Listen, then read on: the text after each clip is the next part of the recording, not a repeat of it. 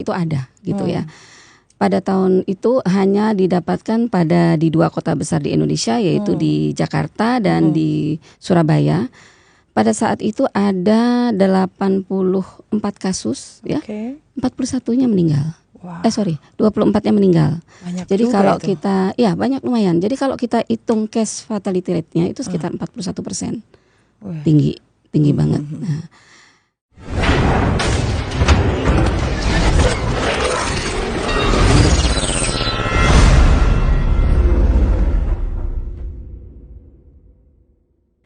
Sriwijaya Podcast. Hai Sobat Sriwijaya Podcast, saya Dr. Olivia Amanda, spesialis neurologi yang mendapat kesempatan hari ini untuk menjadi host podcast kita hari ini. Kira-kira pembahasan apa yang akan kita diskusikan bersama narasumber atau tamu podcast kita hari ini, terutama di bulan Desember, hujan di penghujung tahun 2024. Kira-kira apa ya? Ya, penyakit demam berdarah dengan narasumber dokter spesialis anak kita, yaitu Dokter Prakanita. Oke, apa kabar Dokter Prakanita? Baik. Oke. Walaupun hujan, dingin, tetap kesini untuk bertemu dengan Sobat Sriwijaya. Iya, Dokter Prakanita ini cukup terkenal loh di Kota Palembang. Oke Dok, walaupun sudah cukup banyak orang yang mengenal, tetap Dok, silakan Dok, perkenalkan. Oke. Baik Sobat Sriwijaya, saya Dr. Prakanita, spesialis anak yang bertugas di Rumah Sakit Tingkat 2 Dr. Akagani Palembang. Pengalaman saya, riwayat saya selama menjalankan tugas di Kesehatan Angkatan Darat sebenarnya sudah mulai dari tahun 1996. 96. Sudah lama ya? Oke, lama. Pada waktu itu sebagai dokter umum di Rumah Sakit Udayana Denpasar. Kemudian pada tahun 1999 saya pindah ke Palembang, langsung ke Rumah Sakit Tingkat 2 Dr. Akagani, juga tetap sebagai dokter umum di sini karena ikut kepindahan suami pada saat itu, yang kebetulan tentara juga. Siap. Dan pada tahun 2002 saya mendapat kesempatan untuk melanjutkan pendidikan saya sebagai dokter spesialis anak di FKAN Unsri Palembang.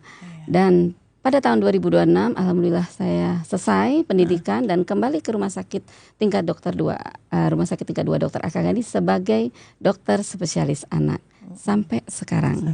Dan jadi totalnya berapa lama Dok ini sampai kalau sekarang? Kalau dihitung mungkin sekitar 28 tahun ya. Jadi kalau misalnya kita kayak bayi ini, bayi menjadi dewasa itu sampai 28 tahun, saya rasa nih udah nikah dan punya anak 1 atau 2, apalagi kalau yang bapak-bapak yang tentara-tentaranya mungkin sudah punya anak 3, boleh nggak anak 3? Nggak boleh. Jadi udah 28 tahun. Udah lama sekali ya. Ya wajar ya, sudah cukup dikenal, cantik, pintar, awet muda. Aduh, terima kasih. Iya. Oke. Dokter Prakanita, kita hari ini membahas mengenai demam berdarah. Kenapa? Ini udah bulan Desember di penghujung tahun 2024. Musim hujan, Dok. Kira-kira kita reminding ulang lagi nih, demam berdarah itu apa sih sebenarnya? Ya, semua orang pasti sudah ya sering mendengar kata demam berdarah, itu sering. Bahkan pada pasien-pasien yang datang berobat ke rumah sakit, ya itu sering bertanya, Dok, kira-kira demam berdarah enggak? Kayaknya masih merupakan salah satu penyakit yang menakutkan ya. Iya, betul. Ya, memang nyatanya memang sedemikian ya. Jadi demam berdarah itu kalau menurut teorinya adalah penyakit demam yang disebabkan oleh virus dengue, yang disebabkan oleh vektor dari gigitan nyamuk Aedes aegypti. Nah, itu kalau dari teorinya. Jadi sebenarnya kenapa juga kita harus membahas demam berdarah ini? Demam berdarah ini kalau di Indonesia sendiri sebenarnya sudah mulai dikenal ya. Itu pada tahun 1968 ya. Pada saat itu mungkin Dokter Olive belum lahir. Iya, belum lahir. Saya baru 1 tahun. Pada saat itu ada break ya, maksudnya peningkatan kasus DBD yang akhirnya kita tahu bahwa demam berdarah itu ada gitu ya. Pada tahun itu hanya didapatkan di 2 kota besar di Indonesia, yaitu di Jakarta dan di Surabaya. Pada saat itu ada 84 kasus ya, 41-nya meninggal. 24-nya meninggal. Banyak. Jadi kalau itu. kita, ya banyak lumayan. Jadi kalau kita hitung case fatality rate-nya itu sekitar 41%. tinggi banget. Nah, dan saat ini di Indonesia sendiri sudah menyebar ke seluruh Indonesia. Jadi tidak ada daerah yang tidak terkena demam berdarah. Jadi sudah banyak sekali. Dan angka kejadiannya di akhir-akhir ini juga meningkat. Ya. Kalau di Indonesia sendiri data yang terakhir yang saya dapat itu Juli 2023 di Indonesia sendiri sampai Juli 2023 pada tahun itu sudah 114.000 kasus. Ya, 114.000. Dan angka lumayan, angka kematiannya 84 orang atau sekitar 7 per 1000 angka kejadian DBD itu meninggal. Nah, pada saat itu ya memang kalau kita lihat dari angka kematiannya itu tampaknya memang mengecil ya. Tapi kalau kita lihat kasus DBD-nya dan jumlah pasien yang meninggal lumayan banyak itu kalau kita lihat. Jadi kita harus tetap hati-hati.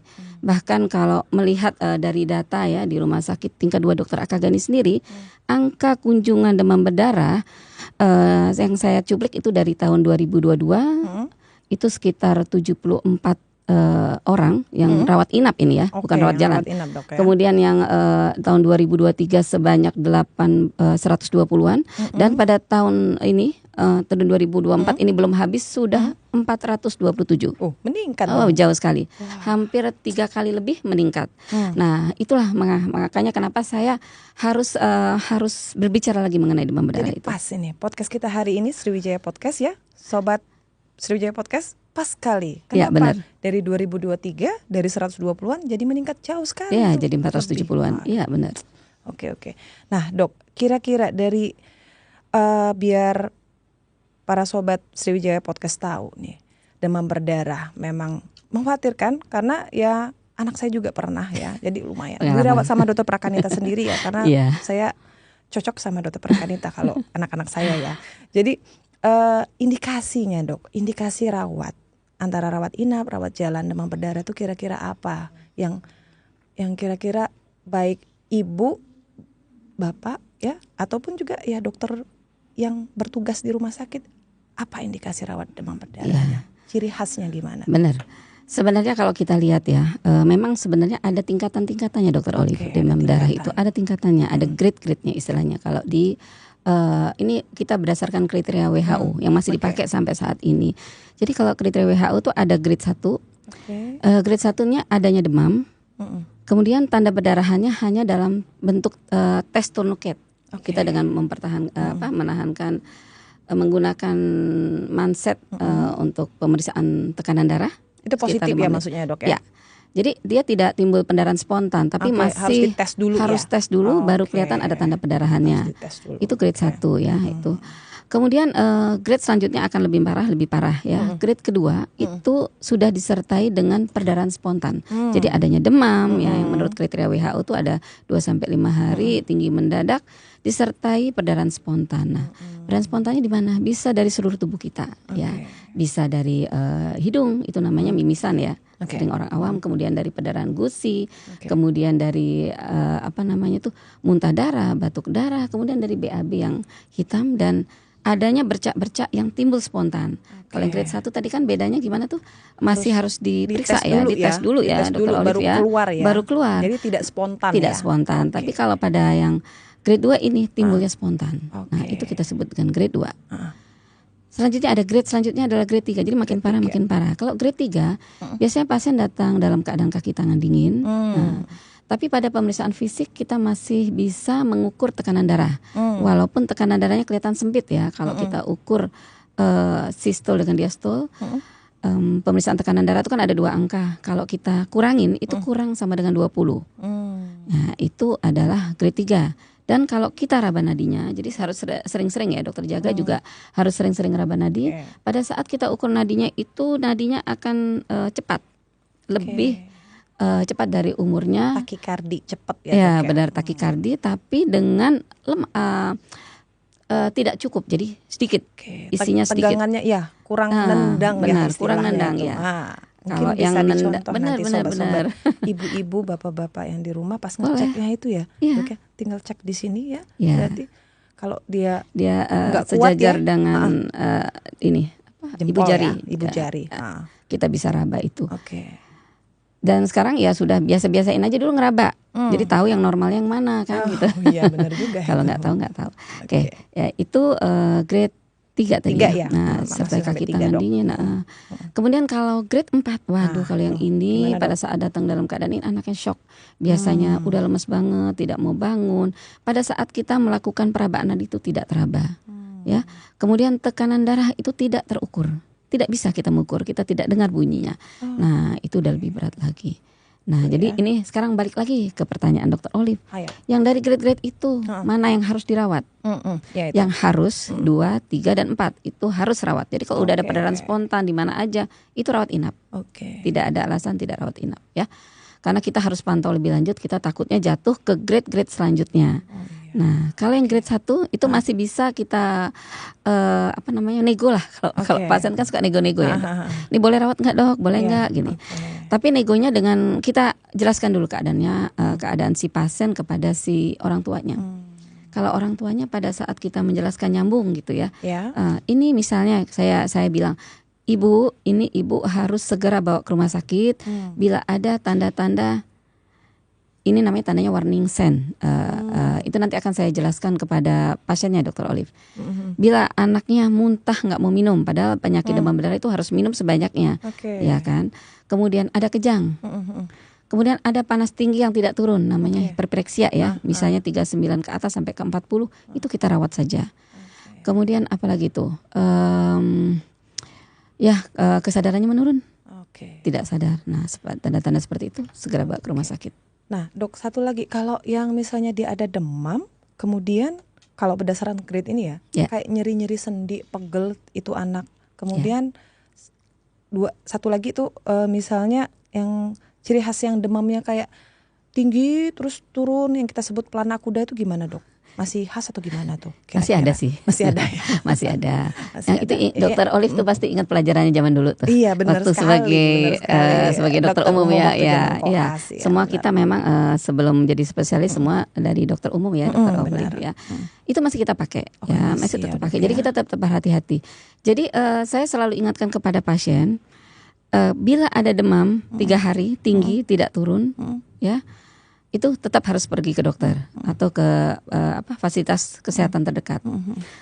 Kalau pada saat panas tiba-tiba dingin, tapi anaknya kondisinya tidak bagus. Harusnya kan kalau dingin tuh anaknya sudah mulai berlari-lari, main, benar. nafsu makannya meningkat. Tapi pada saat panasnya turun, anaknya beda, anaknya lemas. Terus kaki tangannya pada saat kita raba dingin. Nah, ada nyeri sendi juga nggak dok? Kayak Nah, itulah pada saat awal 3 hari pertama itu Dokter Olive, semua penyakit infeksi yang disebabkan oleh virus itu gejalanya mirip. Makanya kenapa kalau tidak turun, kenapa dalam hari ketiga kita lebih bagus screening untuk DBD. Siap. Ya, gitu. Iya, betul ya. Jadi yang pelana kuda memang ada ya tadi ya. Nah, kira-kira dok, dari derajat demam berdarah ini, dari ciri khas gejala-gejalanya, itu prevalensinya gimana dok? Untuk misalnya nih anak yang laki-laki sama perempuan tuh mana yang lebih sering kena, dan usia-usianya dok gimana kira-kira? Kalau usia ya, kalau usia memang kalau anak dibandingkan dewasa, saya ingetin lagi ya, untuk anak untuk saat ini yang dipakai itu menurut kriteria WHO adalah 0 sampai 18 tahun Dokter Olive. Jadi kalau kejadian yang anak itu yang paling banyak adalah 15 tahun ke bawah. 15 tahun ke bawah tuh. Ya, 15 tahun ke bawah. Tapi terbanyak 4 sampai 5 tahun. 4 sampai 5 tahun. Iya, benar. Kalau untuk angka kejadiannya untuk laki-laki dengan perempuan, kalau angka kejadiannya sama. Sama ya. Tetapi untuk angka kejadian menjadi shock dan menjadi berat, bahkan yang kematian yang lebih sering adalah pada wanita. Pada wanita. Anak-anak perempuan ya. Benar. Nah dok, tadi kan udah dijelasin tuh grade-nya, jenis kelamin, usia yang mana yang lebih sering kena. Nah, balik lagi ke grade lagi dok, nyambung lagi saya. Jadi dari hasil penunjang nih dok, pasti kan kata dokter tadi kan ada pemeriksaan penunjang juga ya. Pemeriksaan apa yang harus diperiksa itu dok kira-kira? Iya. Pemeriksaannya itu tidak terlalu yang tinggi-tinggi sekali ya. Minimal kita melakukan pemeriksaan darah rutin. Darah rutin. Ya. Pemeriksaan darah rutin itu untuk di fasilitas kesehatan tingkat 1 itu sudah ada sebenarnya. Ada, oke. Ya, itu banyak bisa di Yang puskesmas. dilihat apa nih dok? Biar sobat Sriwijaya Podcast nih tahu nih apa yang dilihat dari darah rutin dari hasil labor itu. Jadi yang paling harus diperhatikan adalah yang pertama adalah kadar trombositnya. Trombosit. Ya, apabila kadar trombosit menurun di bawah 100.000 kita harus hati-hati. Atau mendekati 100.000 tapi masih panas anaknya juga tetap kita harus hati-hati karena itu akan ada pemeriksaan ulang. Ya, jadi yang diperhatikan adalah pertama adalah trombositnya, kedua adalah nilai hematokrit. Oh, hematokrit ya. Nah, hematokrit akan meningkat sekitar 20% dari pemeriksaan normal. Gitu. Oke. Kemudian itu yang perlu sobat Sriwijaya Podcast perhatikan ya. Benar. Mulai dari trombositnya diperhatikan ya, kemudian hematokrit. Nah, kembali lagi setelah kita tahu itu semuanya. Nah, terapinya gimana dok? Perlu nggak sih kayak antibiotik? Ini kan virus nih. Apa perlu pakai antivirus juga nih kayak yang kena cacar air nih? Gimana dok ini terapinya ya? Yang pertama mungkin ini dok, yang perlu sobat Sriwijaya Podcast tahu nih. Yang pertama dilakukan di rumah nih apa dulu nih? Pertama kali nih. Ya. Kalau yang pertama dilakukan pada anak demam secara umum ya, kita cerita secara umum dulu ya. Tentu saja kita boleh memberikan obat panas yang bisa dibeli di mana-mana sih sebenarnya di apotek-apotek dan bisa dibeli bebas. Kalau obat panas itu termasuk golongan obat yang bisa dibeli bebas. Itu boleh kita berikan dulu. Sesuai dosis dan dosisnya harus sesuai dengan berat badan dengan umurnya tentu saja ya. Kemudian kita lakukan kompres air hangat kuku, Dokter Oli. Air hangat kuku bukan air dingin ya dok ya? Itu, air es gitu. ini sekalian mungkin menjawab mitos ya dok ya. Benar. Kita harus membuka wawasannya ya. Kalau yang dulu memang kita berikan adalah air dingin ya. Nah, itu mungkin zaman kerajaan Sriwijaya kali. Ini udah Sriwijaya modern. Ini Sriwijaya modern sekarang. Ya itu. Harus air hangat kuku. Tujuannya kenapa? Untuk membuka pori-pori dari kulit, sehingga uap yang panas dari tubuh kita akan keluar. Kalau yang dingin itu akan malah menutup pori-pori, seolah-olah dingin dari luar. Padahal dia itu sebenarnya pada saat itu panasnya tidak keluar. Jadi sebentar dia kelihatan dingin, selanjutnya panasnya naik lagi. Jadi kompres hangat kuku. Wah, ini info terbaru nih biar lebih banyak yang tahu lagi nih sobat Sriwijaya Podcast ini. Bukan dengan air dingin atau air es ya. Nah, air hangat kuku, jangan pula air panas ya dok ya. Jangan. Masalah lagi. Nah, perlu nggak dok? Kadang ada juga tuh ibu-ibu tuh kasih amoxicillin dok duluan dengan antibiotik ya. Iya itu dok. Kira-kira gimana dok? Ya Benar nggak itu memang harusnya memang masyarakat tuh lebih terbuka ya. Itu pemakaian antibiotik bahkan saat ini itu tidak lagi bebas. Oh iya benar. Sekali. Bahkan sekarang obat-obat antibiotik itu tidak boleh dibeli bebas di apotek. Ya, itu harus menggunakan resep dokter. Memang tidak pada tempatnya. Apalagi kalau pasien ini demam berdarah, tidak pada tempatnya kita menggunakan antibiotik tersebut. Nah, itu benar ya. Jadi harus pada tempatnya ya dok ya. Nah, berikutnya nih kira-kira udah tahu semuanya. Nah, gimana dok pencegahannya dok? Ini lagi musim hujan nih udah sering banget. Ini matahari keluar hari ini kemarin ada, hari ini nggak ada, hujan lagi ya hari ini. Gimana pencegahannya? Ya benar. Tadi juga waktu kita berangkat saya pakai payung ke sini karena hujan. Ya memang pada musim penghujan angka demam berdarah akan naik. Ya kenapa? Ya karena ini nyamuk-nyamuk ini, nyamuk yang sebagai vektor dari demam berdarah tadi itu senang sekali dia bertelur ya atau hinggap di tempat-tempat penampungan air. Nah, seperti kita ketahui pada musim hujan itu kan banyak kadang-kadang tuh ada yang di tempat-tempat sampah atau di mana aja ada tempat pembuangan sampah itu ada yang terbuka. Seperti bekas-bekas minum mungkin dari air mineral yang terbuka itu kalau diisi air, nyamuk senang sekali tumbuh di situ. Nah hati-hati juga ini juga nih pot-pot bunga yang berisi air, betul sekali. Ya kan, Pot-pot bunga yang berisi air itu juga tetap harus diganti seminggu sekali, karena masa perkembangan biak nyamuk itu dari telur sampai dewasa itu sekitar 10 sampai 14 hari. Jadi sebelum sampai 10 ya kita cepat-cepat ganti. Jadi seminggu sekali minimal kita harus ganti tanaman-tanaman air yang ada pakai bejana-bejana air ya, tanaman-tanamannya itu terus kita ganti.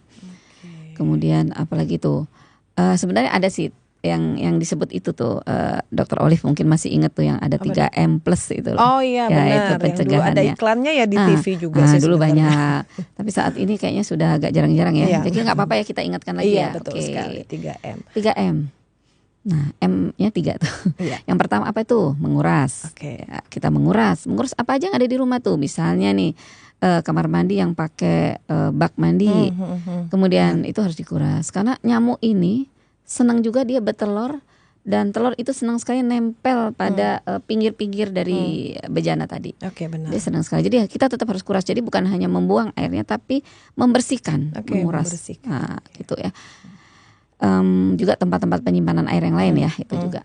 Kemudian kita menutup. Kedua menutup. Menutup apa aja sih yang ditutup? Ya tadi yang kita bisa tutup kita tutup. Misalnya tempat penyimpanan air nih, mungkin di daerahnya tuh airnya agak susah nih, air ledengnya nggak nyampe, ya kan dia terpaksa menampung air. Jangan lupa ditutup, karena itu juga senang nyamuk tumbuh di sana ya. Kemudian yang selanjutnya adalah mengubur. Mengubur itu sebenarnya bisa dimasukkan dalam menutup itu, Dr. Olivia. Mengubur apa-apa aja tuh yang ada yang terbuka-buka. Kalau kita punya tempat ya kita kuburkan. Sebenarnya M ketiga yang terbaru bukan mengubur, tapi adalah mendaur ulang. Mendaur. Tak kira ini melempar aja. Pot bunganya lempar. Wah, gawat itu. Tapi nggak apa-apa kalau dilemparnya di tempat pembuangan sampah yang benar. Itu kan nanti kan ada yang ngambil tuh. Iya, benar sekali. Di singkir-singkiran. Jadi kenapa sekarang mungkin Dr. Olive kalau bisa lihat ya, tempat sampah itu sebenarnya kita bagi-bagi tuh tempat sampah 1, 2, 3 gitu ya. Itu nanti ada yang dibilangnya non organik gitu. Itu maksudnya yang tidak bisa, yang harus didaur ulang. Contohnya adalah sampah-sampah plastik. Oh iya, betul sekali. Nah. Oh iya Dok, lupa saya tadi nanya. Masih nggak Dok nyamuk demam berdarah? Faktornya kan nyamuk demam berdarah yang berwarna hitam putih itu ya Dok? Oh iya benar. Oh ya, masih dong. Masih ilmunya itu masih tetap ini. Iya, masih dipegang. Nah, satu lagi Dok, gimana dengan vaksinnya Dok? Vaksin demam berdarah ini kira-kira efektif nggak? Kemudian berapa kali sih kalau sobat-sobat Sriwijaya Podcast mau vaksin demam berdarah nih?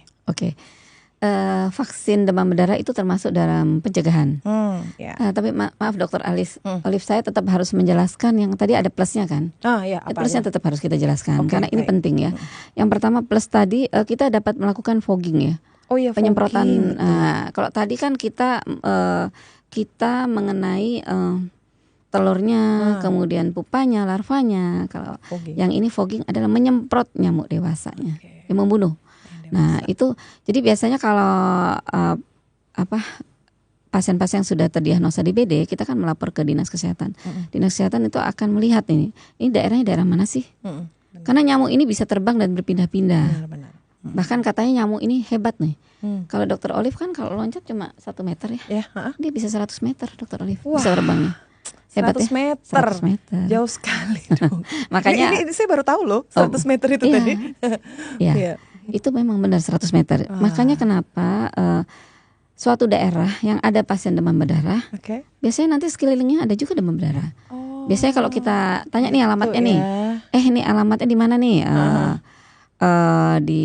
Anggap aja nih, ini bukan menyalahkan, nanti ada orang gandus marah. Misalnya di gandus nih, terus kita tanya, yang masuk lagi gandus lagi. Oh, daerah situ berarti lagi banyak wabah tuh. Kita harus memberikan fogging di daerah tersebut. Nah, itu plusnya itu nyamuk, fogging ya Dok ya. Fogging, kemudian memberi kasa nyamuk. Itu boleh itu kayak zaman-zaman dulu kita kan sekarang kan ada yang lubang-lubang tuh dikasih kasa nyamuk. Pakai lotion anti nyamuk. Kemudian menyemprot sendiri secara pribadi di rumah. Kemudian jangan menggantung-gantung baju-baju. Itu banyak sekali ya. Itu termasuk plus-plusnya. Benar sekali Dok.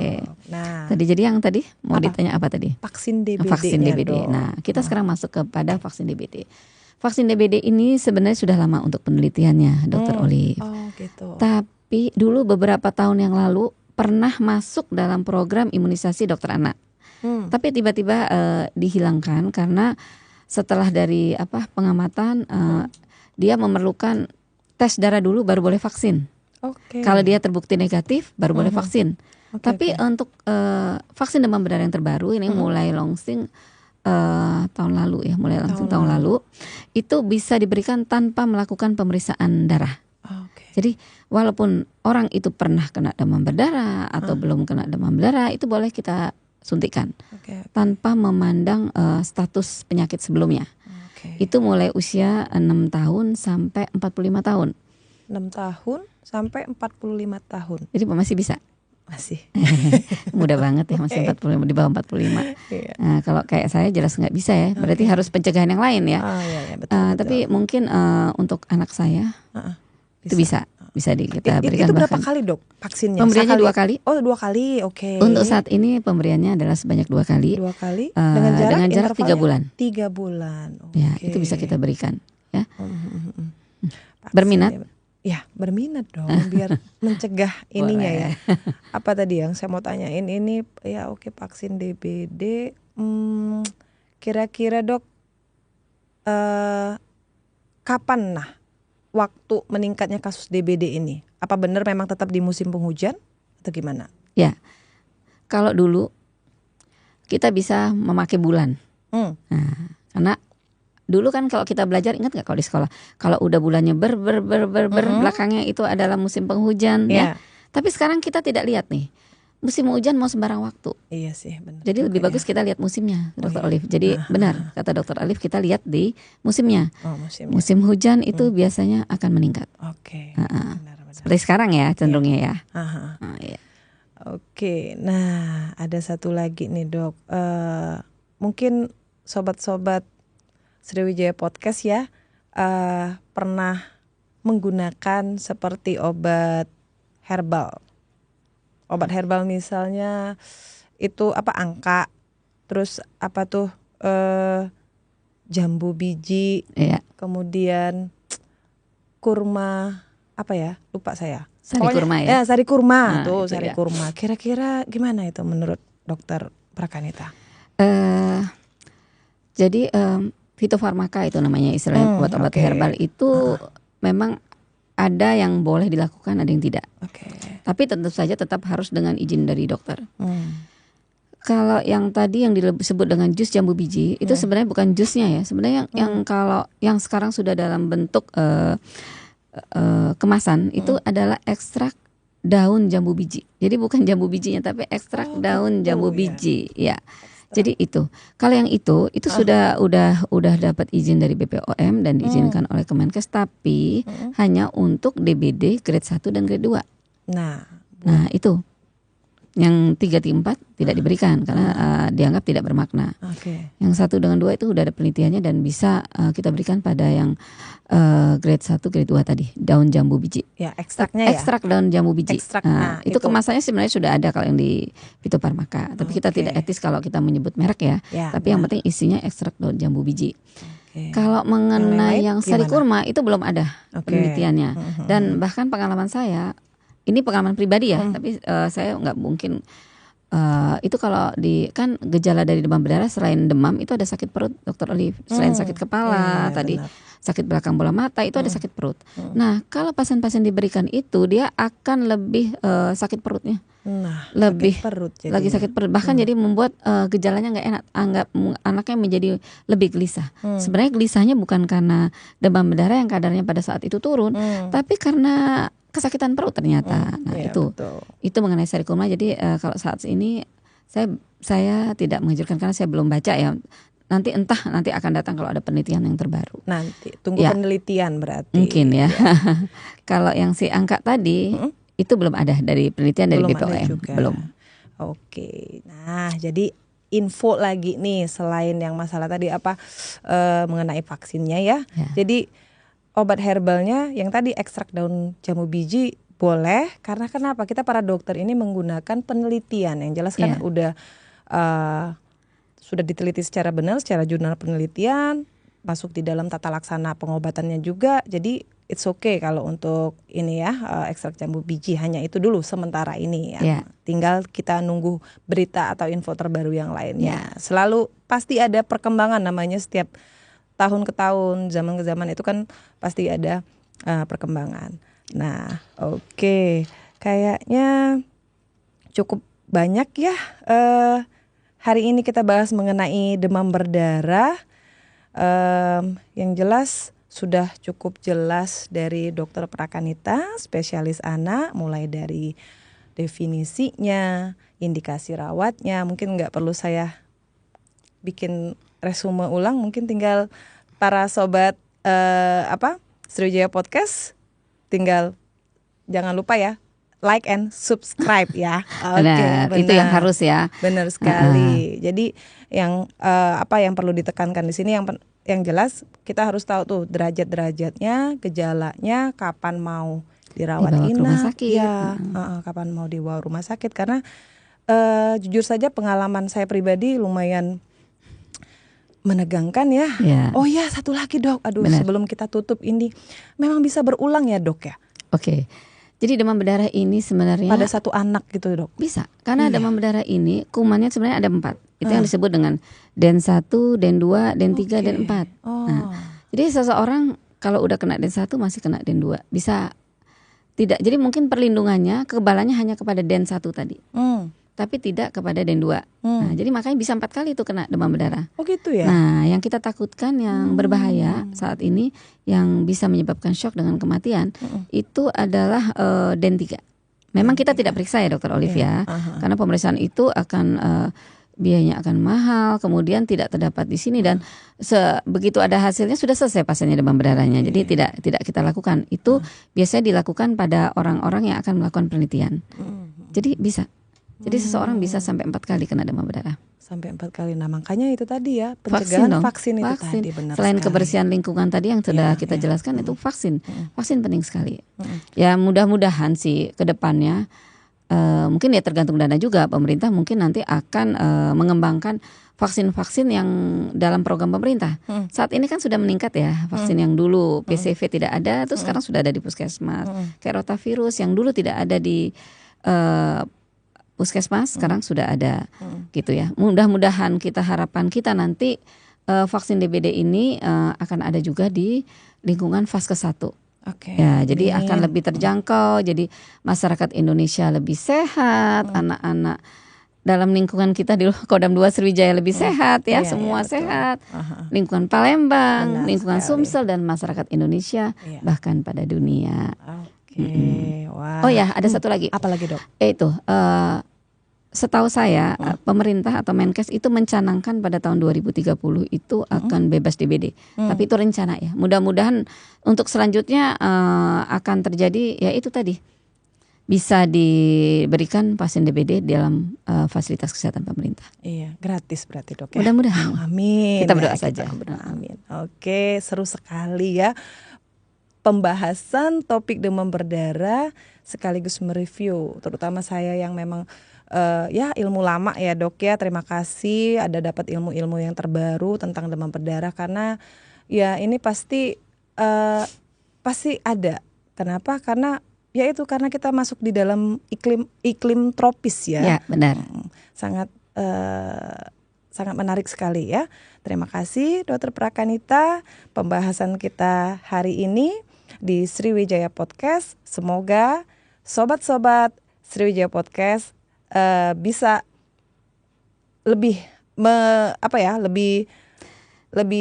mengetahui dan lebih lebih tuning lagi dan waspada, terutama di bulan Desember musim penghujan seperti ini ya. Oke, terima kasih. Bye bye. Bye Sriwijaya.